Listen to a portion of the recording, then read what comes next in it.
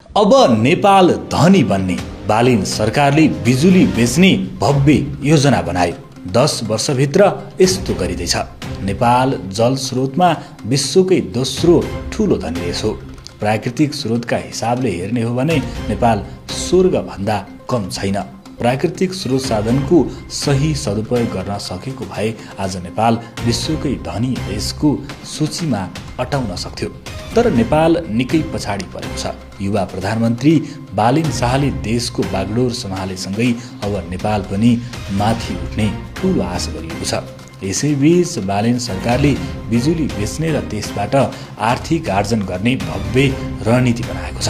ऊर्जा जलस्रोत तथा सिंचाई मन्त्रालयले ऊर्जा खपत वृद्धि तथा निर्यात रणनीति 2083 तयार गरेको छ।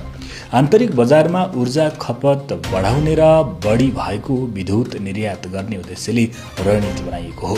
अहिले भइरहेको प्रति व्यक्ति ऊर्जा खपत करिब 450 किलोवाट आवरलाई बढाएर आगामी 10 वर्षभित्र 1500 किलोवाट आवर पुर्याउन सकिने गरी रणनीति बनाइएको छ। रणनीतिमा देशव्यापी प्रसारण प्रणाली विस्तारसँगै अन्तर्देशीय प्रसारण लाइन मार्फत क्षेत्रीय बजारमा विद्युत निर्यात बढाउने योजना अघि सारिएको छ। निर्यात गर्दा उच्च माग हुने साँझको समयमा केन्द्रित गरी बढी आर्थिक लाभ लिने रणनीति